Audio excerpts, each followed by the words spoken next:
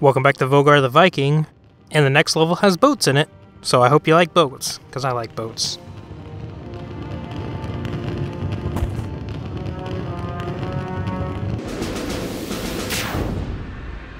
Of course, when I said boats, I didn't mean in the water. We're gonna go in the sky.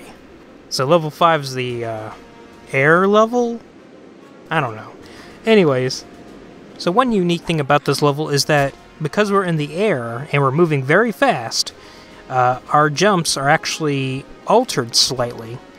Due to the wind, our jumps will be curved slightly to the right every time we jump. And it looks like we're back on track with our color-coded theme, starting out with the blue Sky Knight.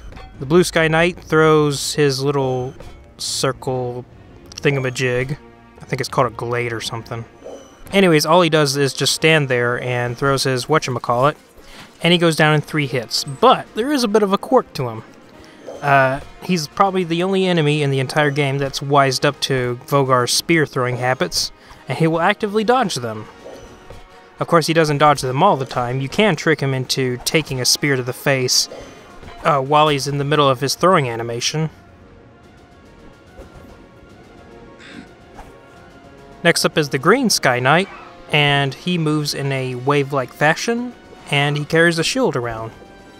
You're probably drawing parallels to Castlevania's Medusa heads, but I'm going to say it's closer to those shield-toting enemies in Ghosts and Goblins, as they move in the same pattern and they also have shields.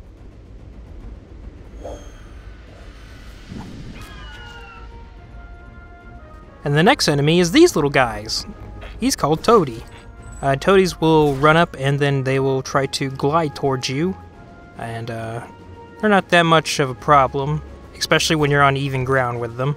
But once we reach the second half of the level, they actually start becoming a bit of a problem in certain encounters.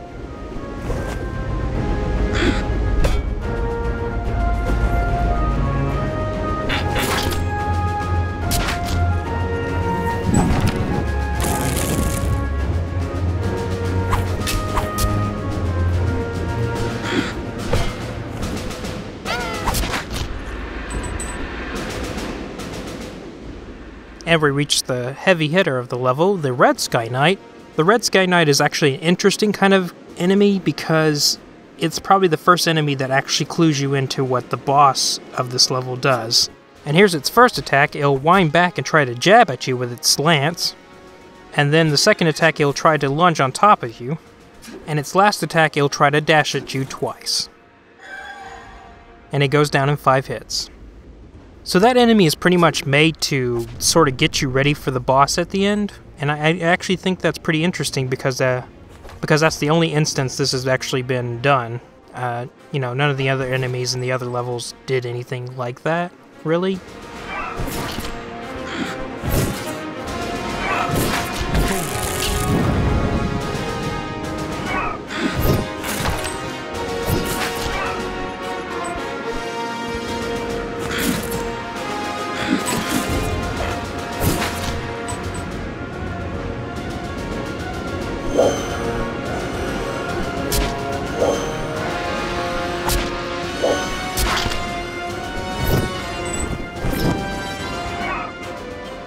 And after going through another barrage of green Sky Knights, we're going to head into the next phase of the level, which introduces a new mechanic, wind power.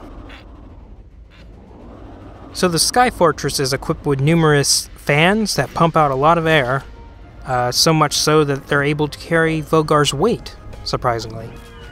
And we're going to use those to get about the level a little bit.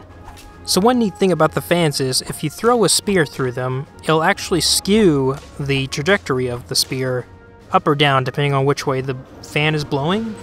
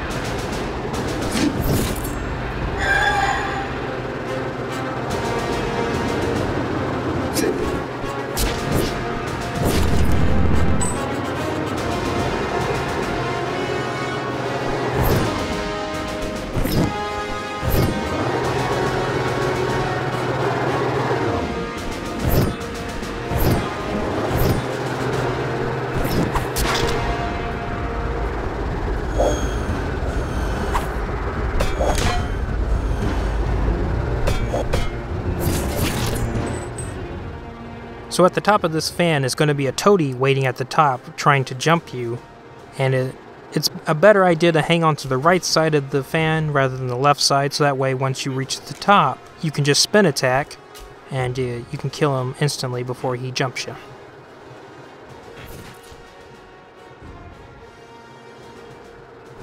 So this next bit is kind of fun because we get to ride the wind and dodge spikes.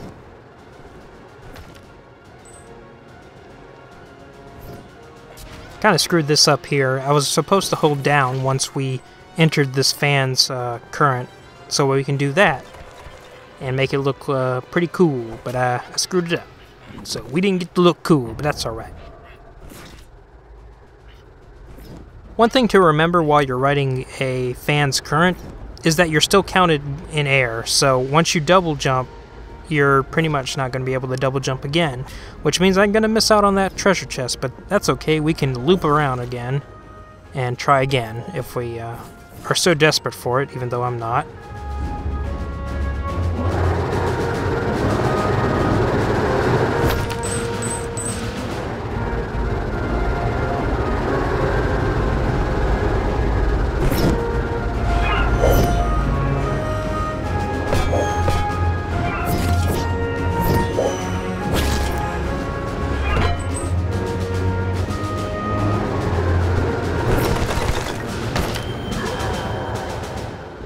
And that is the end of the level. It's now time for the boss.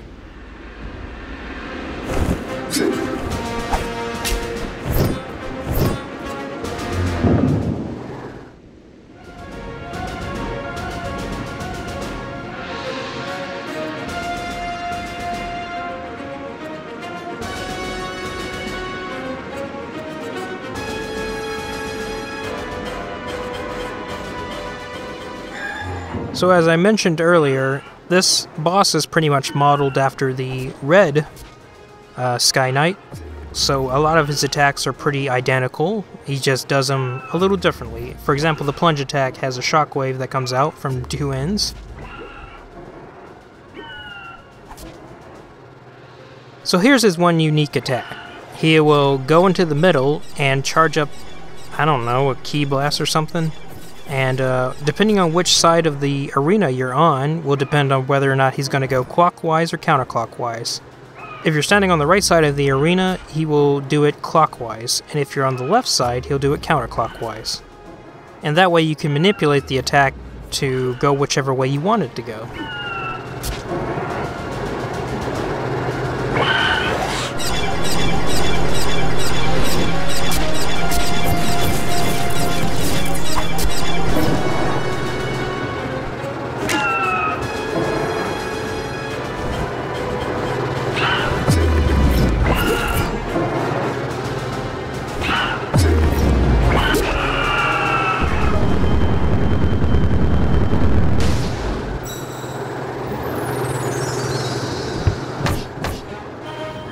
And that's the end of this video. Hope to catch you next time. See ya.